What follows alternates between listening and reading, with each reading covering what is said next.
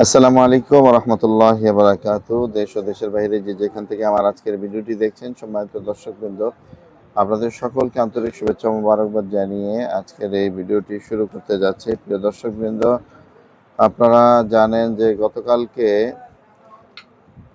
একটা নিউজ যখন প্রকাশ পায়, সারা বাংলাদেশে যখন ভাইরাল হয়, তখনই সারা বাংলাদেশের আপামর জনতা, তৌহিদি জনতা, ইসলামী আন্দোলন বাংলাদেশের নেতাকর্মীরা, চরমোনাই ভিশনের ভক্তবৃন্দ যারা আছেন, চরমোনাই তরিকার মুজাহিদ যারা আছেন, তাদের সকলের হৃদয়ে রক্তক্ষরণ হয়েছিল সেই সংবাদটি শোনার পর।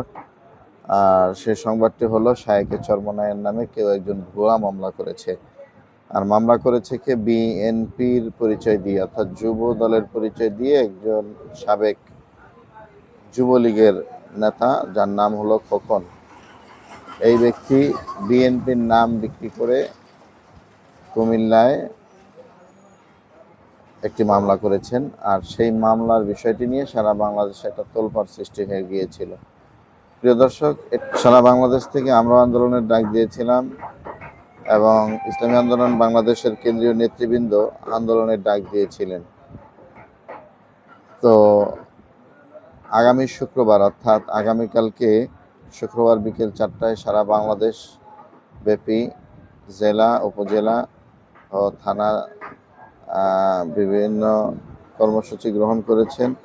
আর সেই কর্মসূচি ছিল মিছিল, বিক্ষোভ পূর্ব সমাবেশ এবং বিক্ষোভ মিছিল। শায়েখে চরমোনাইয়ের নামে যে ভুয়া মামলা করা হয়েছে, সেই ভুয়া মামলার প্রত্যাহারের দাবিতে। তো আমরা বলেছিলাম, যদি পারো শায়েখে চরমোনাইকে একবার গ্রেপ্তার করে দেখাও, ইনশাআল্লাহ সারা বাংলাদেশে আন্দোলনের দাবানল জ্বালিয়ে দেওয়া হবে। আমরা চেয়েছিলাম যে শায়েখে চরমোনাইকে গ্রেপ্তার করা হোক, তাহলে ইসলামী আন্দোলন বাংলাদেশ তাদের সক্ষমতা দেখাতো ইনশাআল্লাহ। কিন্তু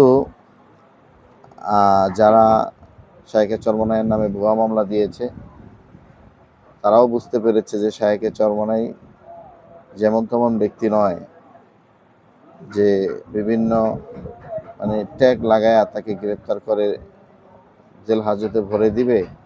ব্যাপারটা এত তাড়াতাড়ি হজম করা যাবে বলে তারা মনে করে নাই, যার কারণে তারা মামলা প্রত্যাহার করতে বাধ্য হয়েছেন। তো দর্শক, যার পক্ষে মামলা করেছেন, যাকে কটূক্তি করা নিয়ে মামলা করেছেন এই যুবলীগ নেতা, অর্থাৎ বর্তমানে যুবদল নেতা, সেই মনিরুল হক চৌধুরী এমপি সাহেব, তিনি কি বলেছেন আমি আপনাদেরকে তার একটি পোস্ট পড়ে শোনাচ্ছি।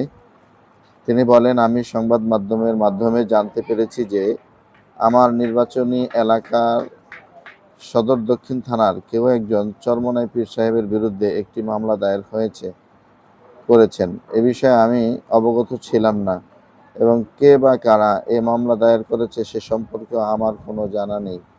বিষয়টি জানতে পেরে আমি বিব্রত হয়েছি।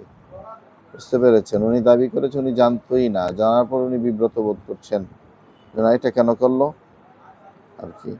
তো পরবর্তীতে মামলার খবর পাওয়ার সঙ্গে সঙ্গেই আমি আমার নেতাকর্মীদের বাদীর সঙ্গে যোগাযোগ করে বিষয়টি সমাধানের উদ্যোগ নিতে এবং মামলা প্রত্যাহারের বিষয়ে অনুরোধ করতে নির্দেশ দিয়েছি। তারা জানিয়েছেন বাদী মামলা প্রত্যাহার করতে সম্মত হয়েছেন। সদর দক্ষিণ থানার ওসি আমার অ্যাডভোকেটও এ বিষয়ে কার্যকর ব্যবস্থা নিতে বলেছি। উল্লেখ্য, সংসদে সংঘটিত অনভিপ্রেত ঘটনাকে কেন্দ্র করে আমার যে অভিযোগ ছিল তা আমি সংসদেই যথাযথ প্রক্রিয়া অনুসরণ করে লিখিতভাবে উপস্থাপন করেছি। আমি সবসময় আইন শৃঙ্খলা ও পারস্পরিক সৌহার্দ্য বজায় রাখার পক্ষে। সকলের প্রতি আন্তরিক ধন্যবাদ। মনিরুল হক চৌধুরী এমপি, কুমিল্লা 6। প্রিয় দর্শকবৃন্দ, আপনারা এই মনিরুল হক চৌধুরীর ফেসবুক পেজের পোস্ট আপনারা দেখেছেন। এর মাধ্যমেই প্রমাণিত হলো যে ইসলামী আন্দোলন বাংলাদেশ এর শায়েখ অথবা পীর সাহেব চরমোনাইকে গ্রেপ্তার করে হজম করা এতটা সহজ না, বিধায়ী তারা শেষ পর্যন্ত এই মামলা প্রত্যাহার করতে বাধ্য হয়েছেন। আল্লাহ তাআলার কাছে শুকরিয়া আদায় করছি এই জন্য যে দেশের ভিতরে একটা বিশৃঙ্খলা পরিস্থিতি সৃষ্টি হয়নি। আর যদি হতো তাহলে এটা বিএনপির কারণেই হতো।